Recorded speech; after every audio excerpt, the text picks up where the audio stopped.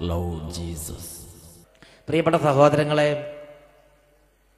നമ്മളെല്ലാവരും ഇന്നിവിടെ ഇങ്ങനെ ഇരിക്കുമ്പോൾ ശരിക്കും നമ്മുടെ എല്ലാവരുടെയും ജീവിതത്തിൽ, ഇത് ഇവിടെ ക്രിസ്ത്യാനികൾ മാത്രമല്ല, നാനാജാതി മതസ്ഥരായ ആളുകൾ ഇവിടെ ഇരിക്കുന്നുണ്ട്.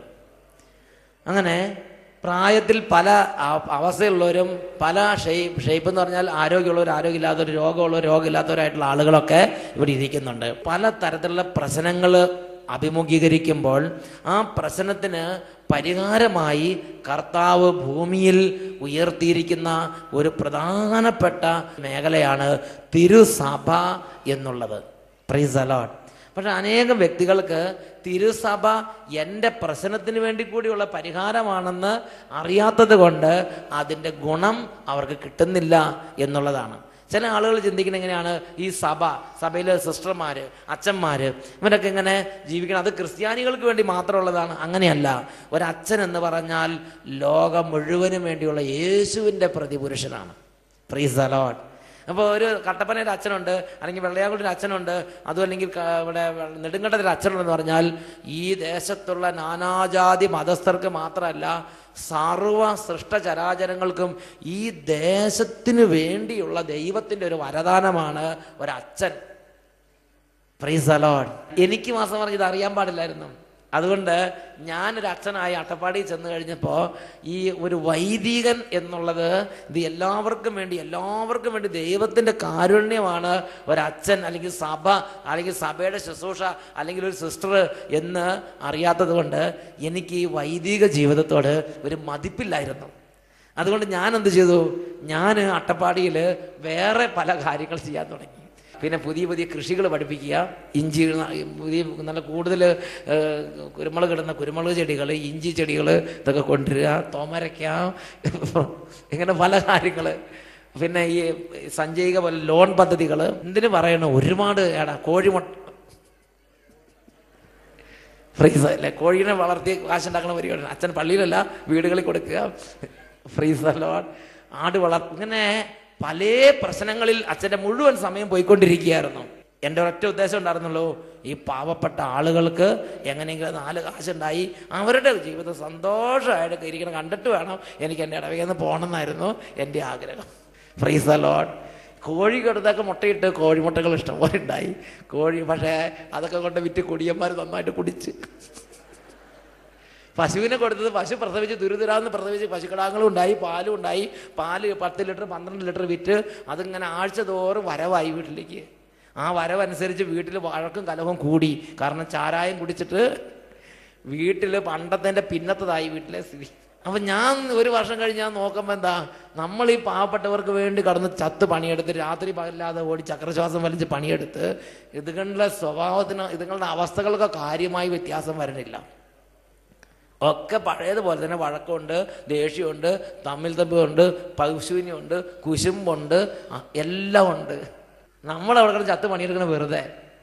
അപ്പം ഞാൻ കർത്താവിന് ചോദിച്ചു, കർത്താവേ ഞാൻ ഇനി എന്താ ചെയ്യേണ്ടത്, എനിക്കൊരാഗ്രഹമുണ്ട് എൻ്റെ അട്ടപ്പാടിക്കാരെ എല്ലാവരും രക്ഷിക്കണം, എന്താ ചെയ്യേണ്ടതെന്ന് ചോദിച്ചു. അപ്പോൾ കർത്താവ് നേരിട്ടൊന്നും പറഞ്ഞില്ല. പക്ഷേ ഒരു നല്ല തല നരച്ച ഒരു ചേട്ടൻ ഒരു ദിവസം എൻ്റെ അടുത്ത് വന്നു. എനിക്കതുകൊണ്ട് ഈ തല നരച്ച ചേട്ടന്മാരെ കണ്ടാൽ ഭയങ്കര ബഹുമാനമാണ്. Price the Lord. പ്രായം ചെന്ന് തല നരച്ചവരുടെ മുമ്പിൽ ആദരപൂർവ്വം എഴുന്നേറ്റ് അവരെ ബഹുമാനിച്ച് കസേര കൊടുക്കുക. Price the Lord. ബസ്സിലാണെങ്കിൽ അവർക്ക് സീറ്റ് കൊടുക്കണം. അപ്പം നല്ല തല നരച്ച ഒരു ചേട്ടൻ എൻ്റെ അടുത്ത് വന്നു. എൻ്റെ ഇടവക്കാരനാണ്. എൻ്റെ ഇടവക്കാരനായ ചേട്ടൻ എൻ്റെ അടുത്ത് വന്നിട്ട് അദ്ദേഹം പറയുകയാണ്, അച്ഛാ ഞങ്ങളുടെ നാട്ടിൽ ഒരു നല്ല അച്ഛൻ ഉണ്ടായിരുന്നു എന്ന് പറഞ്ഞു. അപ്പം തന്നെ എനിക്ക് മനസ്സിലായി ആ ചേട്ടൻ എന്നെക്കുറിച്ചുള്ള ഇംപ്രഷൻ. ആ ചേട്ടൻ പറയുകയാണേ, ഒരു നല്ല അച്ഛൻ പണ്ടുണ്ടായിരുന്നു. ഞാൻ പിന്നെ ഒന്നും മിണ്ടിയില്ല. ഞാൻ വിചാരിച്ചു ഞാനായിരിക്കും ലോകത്തിലേക്ക് വെച്ച് നല്ല അച്ഛൻ വിചാരിച്ചിരിക്കുമ്പോഴാണ് എൻ്റെ തലക്കെട്ടെന്നെ അടിച്ചിട്ട് ചേട്ടൻ സംസാരിക്കണത്. ഞാൻ ഒന്നും മിണ്ടിയില്ല. എന്നിട്ട് അപ്പോൾ ഞാൻ ചോദിച്ചു, ആ അച്ഛൻ എന്തൊക്കെയാണ് ചെയ്തതെന്ന് ചോദിച്ചു. നമുക്ക് അറിയണമല്ലോ, ആ അച്ഛൻ എന്തൊക്കെയാണ് ചെയ്തതെന്ന് ചോദിച്ചു. അപ്പോഴാണ് ചേട്ടൻ പറഞ്ഞത്, ഒരു സംഭവം പറയാച്ചാ, അതായത് ആ അച്ഛൻ ഒരു ദിവസം വെളുപ്പിനെ ഒരു കുടുംബത്തിൽ പോയി പ്രാർത്ഥിച്ചു വരും. വെളുപ്പിന് 3 മണി സമയമാണ്. അങ്ങനെ പ്രാർത്ഥിച്ചു വരുമ്പോൾ വേറൊരു വീട്ടിൽ നിന്ന് അലമുറയിട്ട കരച്ചിൽ കേൾക്കാം. ഉടനെ എന്താണ് അതിൻ്റെ കാര്യമെന്ന് അറിയാൻ വേണ്ടി ഈ അച്ഛൻ ആ വീട്ടിലേക്ക് തോണിയിലാണ് യാത്ര ചെയ്യുന്നത്. കുട്ടനാട്ടിൽ വല്ല ആയിരിക്കണം, തോണിയുള്ള സ്ഥലമാണ്, വെള്ളത്തിലാണ് യാത്ര. തോണിക്കാരന് പറഞ്ഞു തോണി ആ വീടിൻ്റെ അങ്ങോട്ട് നീക്കാൻ പറഞ്ഞു. അങ്ങനെ തോണിക്കാരൻ തുഴഞ്ഞ് തോണി അവിടെ എത്തിച്ചു. അപ്പോൾ ആ വീട്ടിൽ ചെന്ന് ചോദിച്ച് എന്താ വിഷയം എന്ന് ചോദിച്ചപ്പോൾ ആ കുടുംബനാഥയും കുടുംബാംഗങ്ങൾ എല്ലാവരും ഇരുന്ന് ഈശോയുടെ രൂപത്തിൻ്റെ മുമ്പിൽ ഇരുന്ന് പൊട്ടിക്കരയുകയാണ്. വിഷയം ഇതാണ്, കടബാധ്യത കൊണ്ട് മൂടി, ഇനി ഒരു രക്ഷയില്ല. പിറ്റേ ദിവസം ജപ്തി വന്ന് ആ കുടുംബത്തിൽ നിന്ന് ഇറങ്ങി പോകേണ്ട ദിവസമാണ്. അങ്ങനെ രാത്രി ഉറക്കം വരാതെ ഇവർ കരയുകയാണ്. പ്രിയപ്പെട്ട സഹോദരങ്ങളെ, അപ്പോൾ ഈ അച്ഛന് ഭയങ്കര നല്ല ഹൃദയമുള്ള അച്ഛനാണ്. ഈ അച്ഛന് ഭയങ്കര സങ്കടമായി. ഈ അച്ഛൻ പറഞ്ഞു, അയ്യോ ഇത്രയും വലിയ കടബാധ്യത ഉണ്ടായിരുന്നോ, ഇനി എന്ത് ചെയ്യും? അച്ഛന് മനസ്സുകൊണ്ട് ഭയങ്കര സങ്കടമായി. അച്ഛൻ നോക്കി, അച്ഛൻ പെട്ടെന്ന് നല്ല അച്ഛനാണ്. അച്ഛൻ പറഞ്ഞു, നിങ്ങൾക്ക് തരാൻ സ്വർണമോ വെള്ളിയോ എൻ്റെ കയ്യിലില്ല, എൻ്റെ കയ്യിലുള്ളത് ഞാൻ നിങ്ങൾക്ക് തരാം എന്ന് പറഞ്ഞ് അച്ഛൻ്റെ ലോഹയുടെ ഇടയിൽ ഒരു സ്ലീവ ഉണ്ടായിരുന്നു. സ്ലീവ എന്ന് പറഞ്ഞാൽ എന്താ അറിയോ? കുരിശിൻ്റെ രൂപം, ഇതുപോലത്തെ ഒരു കുരിശ് രൂപം ഉണ്ടായിരുന്നു. ആ കുരിശ് രൂപം അച്ഛനങ്ങൾ എടുത്തിട്ട് ഈ കുടുംബത്തിന് നേരെ ഒരു ആശീർവാദം കൊടുത്തിട്ട് പറഞ്ഞു, ഈ കുടുംബത്തിൻ്റെ കടബാധ്യത മാറിപ്പോട്ടെ എന്ന് പറഞ്ഞു. എന്നിട്ട് പിന്നെ അച്ഛൻ അങ്ങോട്ട് പോയി. പ്രിയപ്പെട്ട സഹോദരങ്ങളെ, പിറ്റേ ദിവസം നേരം വെളുത്തപ്പോൾ മുതൽ ആ കുടുംബത്തിൽ പെട്ടെന്ന് വ്യത്യാസങ്ങൾ വരാൻ തുടങ്ങി. കുറച്ച് ആളുകൾ ഇടപെട്ടു. ആ ബാങ്കുകാർ അന്ന് ജപ്തി നടത്താൻ പറ്റിയില്ല. അപ്പോഴേക്കും കുറച്ച് ആൾ ചിലർ സഹായിച്ചു, ബന്ധുക്കൾ കുറച്ച് പേര് വന്നു. അപ്പോൾ കച്ചവടം നടന്ന ഒരു സാധനത്തിന് പൈസ കിട്ടി. അങ്ങനെ കുറേ കടം വീട്ടി. പിന്നെ പെട്ടെന്ന് കുറേശ്ശെ കടങ്ങൾ വീട്ടാൻ പറ്റി.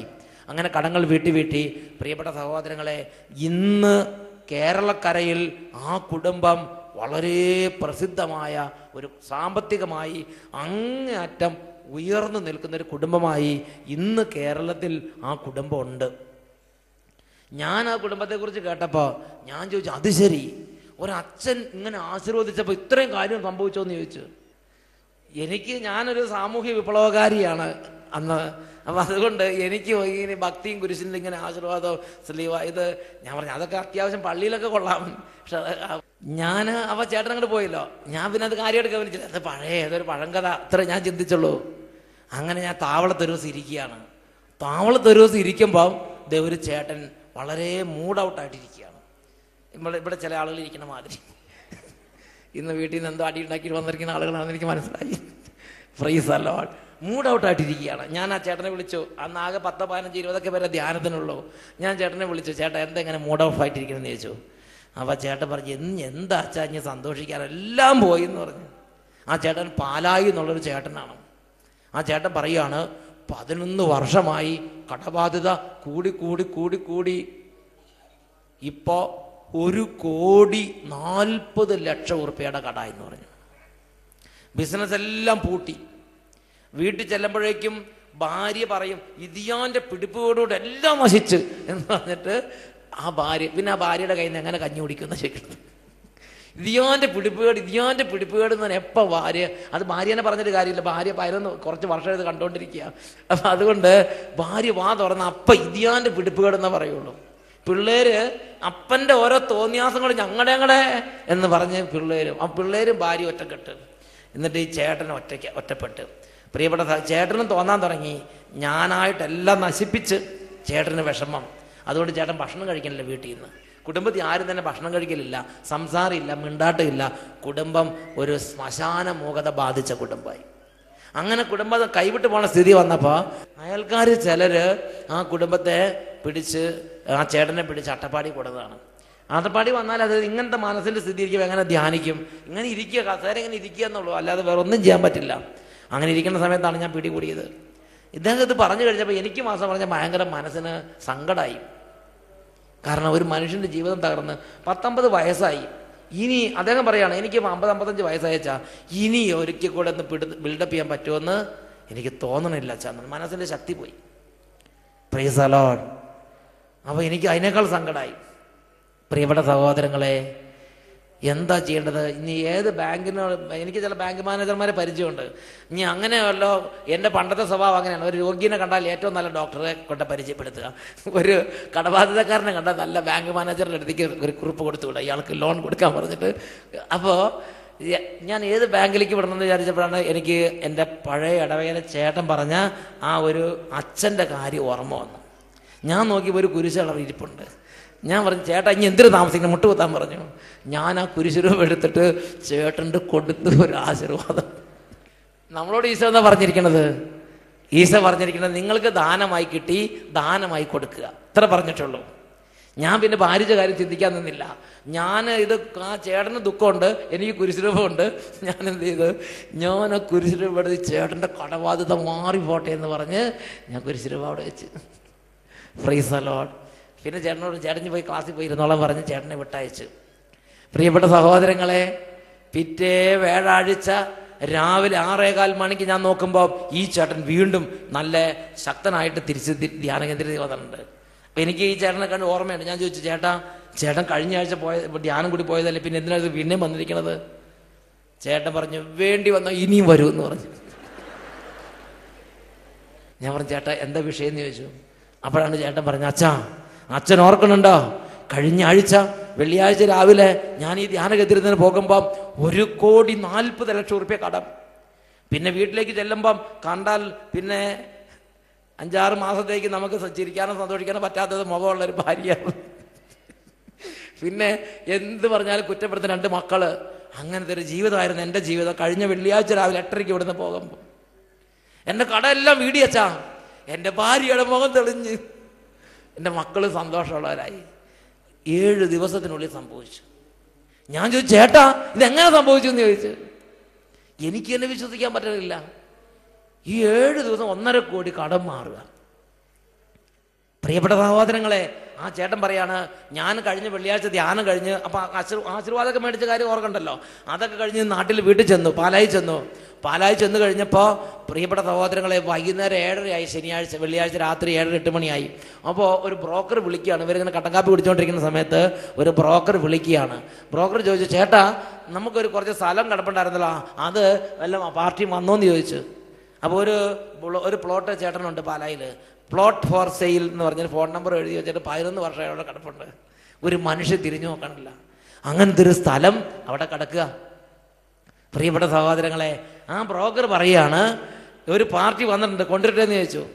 ചേട്ടൻ പറഞ്ഞു, ഓക്കെ 11 വർഷമായിട്ട് ഒരുപാട് പാർട്ടികൾ വന്നുകൊണ്ടിരുന്ന സാധനം ചേട്ടൻ പുതുമയല്ല, ഓക്കെ എന്ന് പറഞ്ഞ് ശനിയാഴ്ച രാവിലെ ഈ പാർട്ടികൾ വന്നു. ഈ പാർട്ടികൾ വന്നിട്ട് ഈ സ്ഥലമെല്ലാം ഇങ്ങനെ നോക്കിയിട്ട് പാർട്ടികൾ തമ്മിൽ പറയുക, ഇതേപോലെ നല്ലൊരു സ്ഥലം ഇതുവരെ നമ്മൾ കണ്ടിട്ടില്ല, ഈ ലോകത്ത് തന്നെ ഇതുപോലെ നല്ല സ്ഥലം ഉണ്ടെന്ന് തോന്നണില്ല, അതൊരു ഇപ്പം തന്നെ അഡ്വാൻസ് പിടിപ്പിക്കണം എന്ന് പറഞ്ഞു. അപ്പം ബ്രോക്കർ ചോദിച്ചു, കുറച്ച് കഴിഞ്ഞിട്ട് പോരെ, ഇതിവിടെ കിടക്കാൻ തുടങ്ങിയിട്ട് കുറേ കാലമായതാണ്. അല്ല ഇപ്പം തന്നെ കൊടുക്കണം, അല്ല ഇപ്പം തന്നെ നമ്മൾ അഡ്വാൻസ് കൊടുത്തില്ലെങ്കിൽ വേറെ ആരെങ്കിലും അത് മേടിച്ചോണ്ട് പോകും എന്ന് പറഞ്ഞ് അപ്പോൾ അഡ്വാൻസ് പിടിപ്പിക്കാൻ തുടങ്ങി. അപ്പോൾ വിലയുടെ കാര്യം പറഞ്ഞു ഒപ്പിക്കണമല്ലോ. ആ വിലയുടെ കാര്യം ചോദിച്ചു, ചേട്ടാ ഇത് എന്ത് വിലയ്ക്ക് കൊടുക്കണം? അപ്പോഴാണ് ഇവർ തമ്മിൽ ആദ്യം ആലോചിച്ചു. അവർ പറഞ്ഞു, നമുക്കൊരു കാര്യം ചെയ്യാം, ഒരു 1.25 ലക്ഷം ആണെങ്കിലും എടുക്കണം, 1.5 ലക്ഷം ആണെങ്കിലും വിടരുത് സെൻറ്റിന്, പക്ഷേ 1 ലക്ഷം വെച്ച് തുടങ്ങാം.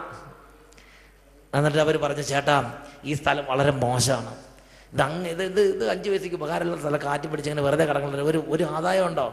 ഇത് എങ്ങനെ കൊടുക്കണത്? അവരെ വില പറയാൻ പറഞ്ഞു. ചേട്ടൻ പറഞ്ഞു, ഞാൻ പറയില്ല, നിങ്ങൾ കണ്ട വില പറ, എന്നിട്ട് കുറവുണ്ടെങ്കിൽ ഞാൻ പറഞ്ഞോളാം എന്ന് പറഞ്ഞു. പ്രിയപ്പെട്ട സഹോദരങ്ങളെ, അവനാലോചിച്ച് പറഞ്ഞു, 1 ലക്ഷം വെച്ച് നോക്കിയാലോ എന്ന് ചോദിച്ചു. ഈ ചേട്ടൻ എന്നോട് പറഞ്ഞ ഓർക്കുന്നുണ്ട്, അച്ഛാ അത് നല്ല സ്ഥലമാണ്, പക്ഷേ ഒരു 80,000 രൂപയെങ്കിലും കിട്ടിയാലേ കൊടുക്കാൻ പറ്റുള്ളൂ. 80,000 രൂപ കുറഞ്ഞ് കൊടുത്ത നഷ്ടമാണ്. ഇനി എനിക്ക് കടം മൂത്ത് നിൽക്കുന്ന സമയമുണ്ട്, ഒരു 50,000 രൂപ വെച്ചാണെങ്കിലും ഞാൻ കൊടുക്കും, കാരണം എൻ്റെ കടബാധ്യത വീട്ടണം. അങ്ങനെ പ്രാർത്ഥിച്ചു പോയ ചേട്ടനോടാണ് ഇവർ ചോദിക്കുന്നത്, 1 ലക്ഷം വെച്ച്, ചേട്ടാ സ്ഥലം വളരെ മോശമാണ്, 1 ലക്ഷം വെച്ച് നോക്കാമെന്ന് പറഞ്ഞു. ചേട്ടന് വന്ന സന്തോഷത്തിന് കണക്കില്ല. ചേട്ടൻ അറിയാതെ ചോദിച്ചു പോയി. അപ്പോൾ അവർക്ക് മനസ്സിലായി വില തീരെ കുറഞ്ഞു പോയി. അതുകൊണ്ട് അവരങ്ങോട്ട് കൂടി ആലോചിച്ച് പറഞ്ഞു, 1.25 വെച്ച് ചോദിക്കാൻ പറഞ്ഞു. അപ്പോൾ അവർ വന്ന് ചോദിച്ചു, ഒരു 1.25 വെച്ചോ എന്ന് ചോദിച്ചു. എൻ്റെ പ്രിയപ്പെട്ട സഹോദരങ്ങളെ, ഞാനിത് കേട്ടപ്പോൾ എനിക്കൊരു കാര്യം മനസ്സിലായി. എന്താണെന്നറിയോ? നല്ലൊരു അച്ഛൻ്റെ ഒരു ആശീർവാദം മേടിച്ചിട്ട് വെറുതെ എന്ന് പറഞ്ഞാൽ കാശിങ്ങനെ വീണോണ്ടിരിക്കും. അവർ പറഞ്ഞു 1.25 വെച്ചോന്ന് ചോദിച്ചു. ചേട്ടൻ പറഞ്ഞു എനിക്ക് ആലോചിക്കണം. കാരണം ചേട്ടന് മനസ്സിലാകേണ്ടത് എന്താന്ന് എനിക്ക് ആലോചിക്കണം എന്നൊക്കെ പറഞ്ഞ് അങ്ങോട്ട് എന്തായാലും നല്ല വിലയ്ക്ക് ആ സ്ഥലം കച്ചവടമായി. അത് ഉടനെ കച്ചവടം ഇങ്ങനെ ആയി ഒരു അഡ്വാൻസ് ഒക്കെ കൊടുത്ത് പോയെങ്കിലും അത് കച്ചവടം നടക്കുമെന്ന് ഒരു ഉറപ്പ് ചേട്ടനുണ്ടായിരുന്നില്ല. പിന്നെ ഞായറാഴ്ച കുറച്ച് പൈസ അവർ കൊടുത്തു, തിങ്കളാഴ്ച കുറച്ച് പൈസ കൊടുത്തു. ആ സമയത്ത് ചേട്ടൻ അവരോട് പറഞ്ഞു, ഈ സ്ഥലമൊക്കെ നിങ്ങൾക്ക് തരുന്നത് എനിക്ക് ബുദ്ധിമുട്ടൊന്നുമില്ല, ഞാൻ തരാം. പക്ഷെ ഒരു കാര്യം ചെയ്യണം, ആദ്യം ഒരു 1.5 കോടി രൂപ എനിക്ക് വേണം. കാരണം എൻ്റെ ആധാരം, പട്ടയം, അതിൻ്റെ പോക്കുവരവ് അതിൻ്റെ സംഗതികളൊക്കെ പല ആളുകളുടെ കയ്യിലാണ് ഇരിക്കുന്നത്. അതുകൊണ്ട് അത് വീട്ടണമെങ്കിൽ അത് വീട്ടിൽ എടുക്കണമെങ്കിൽ 1.5 കോടി ആദ്യം കൊടുക്കണം. ആ പൈസ ഇങ്ങോട്ട് തന്നാലാണ് കച്ചവടങ്ങൾ നടക്കുള്ളൂ എന്ന് പറഞ്ഞു. അപ്പോൾ അവർ ശരിയെന്ന് പറഞ്ഞു. അവർ പോയി 1.5 കോടി ഉണ്ടാക്കി ബുധനാഴ്ച വന്ന് അവരിത് അവർക്ക് കൊടുത്തു. പ്രിയപ്പെട്ട സഹോദരൻ, അപ്പോൾ അതിന് ഇതൊക്കെ ഉണ്ട്, എഗ്രിമെൻറ്റും കാര്യങ്ങളൊക്കെ ഉണ്ട്. അതൊക്കെ എഴുതിയൊക്കെ റെഡിയാക്കി 1.5 കോടി മേടിച്ച് ഡോക്യുമെൻറ്റ്സ് ഒക്കെ സൈൻ ചെയ്തു. അങ്ങനെ അതൊക്കെ ചെയ്ത് അങ്ങനെ എല്ലാം സെറ്റിൽ ചെയ്തു. അതിനുശേഷം ഈ ചേട്ടൻ ആധാരവും പട്ടയം എടുക്കാനുള്ള ഏർപ്പാടൊക്കെ ചെയ്ത് മൂത്ത മക്കളെ അതിനുവേണ്ടി നിയോഗിച്ചു. ഭാര്യയോട് വിവരം പറഞ്ഞു. ഭാര്യയുടെ മുഖം പ്രസന്നമായി. അതിനുശേഷം മക്കളുടെ മുഖം പ്രസന്നമായി. അവരെ കാര്യങ്ങളൊക്കെ ധരിപ്പിച്ചിട്ട് അന്ന് രാത്രി ചേട്ടൻ വീട്ടിൽ കിടക്കാൻ പോയില്ല. അന്ന് നേരെ പാലായി ബസ് സ്റ്റാൻഡിൽ ചെന്നിട്ട് ബസ് കയറി അട്ടപ്പാടിക്ക് പുറപ്പെട്ടു. ബുധനാഴ്ച രാത്രി മുഴുവൻ യാത്ര ചെയ്ത് വ്യാഴാഴ്ച വെളുപ്പിന് 6:15 അട്ടപ്പാടി ധ്യാനകേന്ദ്രത്തിൻ്റെ പടിക്കലിറങ്ങി. അങ്ങനെയാണ് ചേട്ടൻ അങ്ങനെ ആവേശത്തോടെ കയറി വന്ന് വേണ്ടി വന്ന് ഇനിയും വരുവച്ചാന്ന് പറഞ്ഞ് ചേട്ടൻ വന്നിരിക്കുക. ചേട്ടൻ പറഞ്ഞ് എൻ്റെ കഴിഞ്ഞ വെള്ളിയാഴ്ച ഇവിടുന്ന് പോകുമ്പോൾ എനിക്ക് വിറ്റൊഴിയാത്തൊരു സ്ഥലവും പിന്നെ ഇത്രയും കടവും പിന്നെ കുടുംബത്തിലെ സമാധാനക്കേടും വഴക്കെല്ലാം അന്തരീക്ഷം ഉണ്ടായിരുന്നു. എന്നാൽ 8 ദിവസം പോലെ തികയേണ്ടി വന്നില്ല. കർത്താവ് അത് എടുത്തു മാറ്റി. ഇന്ന് ഞാൻ എൻ്റെ കർത്താവിന് സാക്ഷ്യം പറയാൻ വന്നിരിക്കുകയാണെന്ന് പറഞ്ഞ് അദ്ദേഹം താമസിച്ച ധ്യാനം നടക്കുമ്പോൾ ആ ധ്യാനകേന്ദ്രത്തിൽ സ്റ്റേജിൽ അവിടെ അന്ന് ധ്യാനിച്ചിരുന്ന ആളുകളോട് ഈ കാര്യങ്ങളുടെ സാക്ഷ്യവും പറഞ്ഞ് ദൈവത്തെ മഹത്വപ്പെടുത്തി. ഞാനൊരു അച്ഛനായിരുന്നു. ഒരു വർഷത്തിലധികമായിട്ട് വൈദികനായി ജീവിച്ചാണ്. പക്ഷേ ആ ചേട്ടനത് പറഞ്ഞിട്ട് ആ ഒരു ബോധ്യത്തോടെ കുരിശിൻ്റെ ആശീർവാദം ഈ ഒരു കുടുംബത്തിനോട് കൊടുത്തപ്പോൾ ഈശോ പ്രകടമായിട്ടാണ് അത്ഭുതം പ്രവർത്തിച്ചു. ഹല്ലേലൂയ. അപ്പം ഞാൻ ദൈവത്തോട് കർത്താവ് ഇതെന്താ ഇത് എനിക്ക് മനസ്സിലായില്ല. അപ്പോഴാണ് നിയമാവർത്തന പുസ്തകം 10-ാം അധ്യായത്തിൽ 8-ാമത്തെ വാക്യത്തിൽ കർത്താവ് ഈ ഒരു കാര്യം നേരത്തെ തന്നെ പറഞ്ഞു വെച്ചിട്ടുണ്ട്. കർത്താവ് അന്ന് എനിക്ക് വെളിപ്പെടുത്തി എങ്ങനെയാണ്, ഇത് അച്ഛൻ്റെ എന്തെങ്കിലും പുണ്യയോഗ്യത കൊണ്ടോ അച്ഛൻ്റെ എന്തെങ്കിലും മേന്മ കൊണ്ടോ സംഭവിക്കുന്നതല്ല. പിന്നെയോ കർത്താവ് ദാനമായി നൽകിയിട്ടുള്ള പൗരോഹിത്യത്തിൻ്റെ ആ ശക്തി കൊണ്ടാണ് ഈ കാര്യങ്ങൾ സംഭവിക്കുന്നത്. എന്നിട്ട് കർത്താവ് എന്ന വചനമാണ് നിയമാവർത്തന പുസ്തകം 10-ാം അധ്യായം അതിൽ 8-ാമത്തെ തിരുലിഖിതം.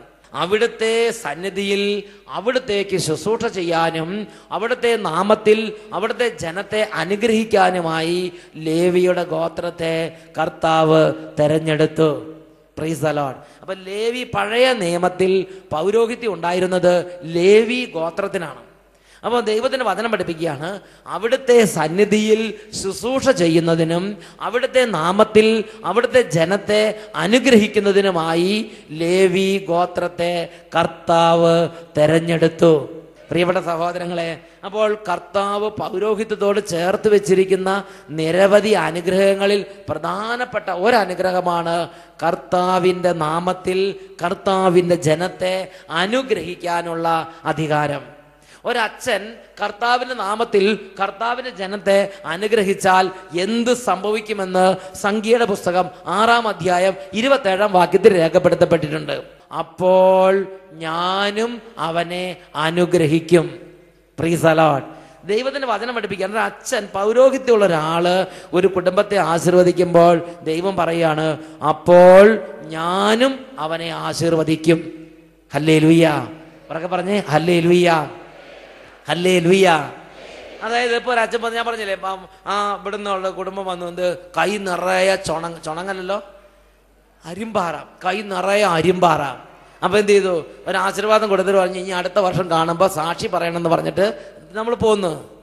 ഈ വർഷം ചെന്നപ്പോൾ അരിമ്പാറയില്ല, പല പുത്തൻ കയ്യായിട്ട് ഇങ്ങനെ നിൽക്കുകയാണ്. അതുകൊണ്ട് പ്രിയപ്പെട്ട സഹോദരങ്ങളെ, ആ പ്രദേശമാകെ ഇളകി വന്നിരിക്കുകയാണ്. ജനങ്ങൾ സമുദ്രം പോലെയാണ് ആലപ്പുഴ പൂങ്കാവ് പള്ളിയിൽ കൂടിക്കൊണ്ടിരിക്കുന്നത്. Price the Lord. അപ്പോൾ അവർ നോക്കുമ്പോൾ പ്രകടമായ സംഭവം. ഇത് ഏതെങ്കിലും ഒരു പ്രത്യേക നമ്മുടെ ഉപവാസത്തിൻ്റെ പ്രാർത്ഥനയുടെ ശക്തി കൊണ്ടോ ഒന്നല്ല ബൈബിൾ പറഞ്ഞിരിക്കുന്നത്. സംഖ്യ 10:8 പറയുകയാണ്, നിങ്ങൾ ആശീർവദിക്കുന്നവനെ ഞാനും. അപ്പോൾ പൗരോഹിത്യത്തോട് ദൈവം ചേർത്ത് വെച്ചിരിക്കുന്ന ഒരു അനുഗ്രഹമാണ് അനുഗ്രഹിക്കാൻ, ആശീർവദിക്കാനുള്ള അനുഗ്രഹം. ഹല്ലേലൂയ. ഉറക്കെ പറഞ്ഞേ ഹല്ലേലൂയ.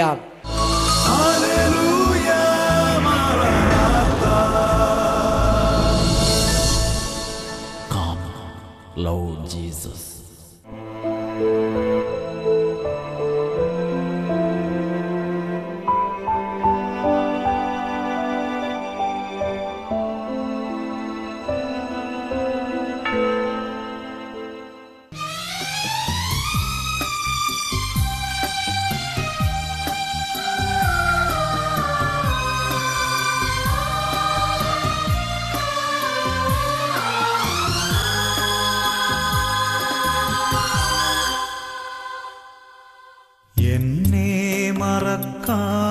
നാഥാ നിന്നെ ഞാൻ എത്ര വേഗം മറക്കുന്നു,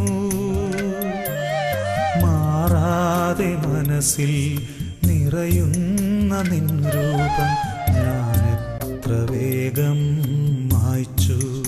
ഓ ഞാൻ എത്ര വേഗം മറന്നു.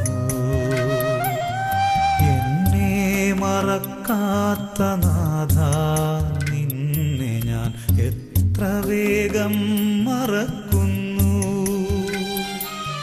മാറാതെ മനസ്സിൽ നിറയുന്ന നിൻ രൂപം ഞാൻ എത്ര വേഗം മായ്ച്ചു. ഓ ഞാൻ എത്ര വേഗം മറന്നു.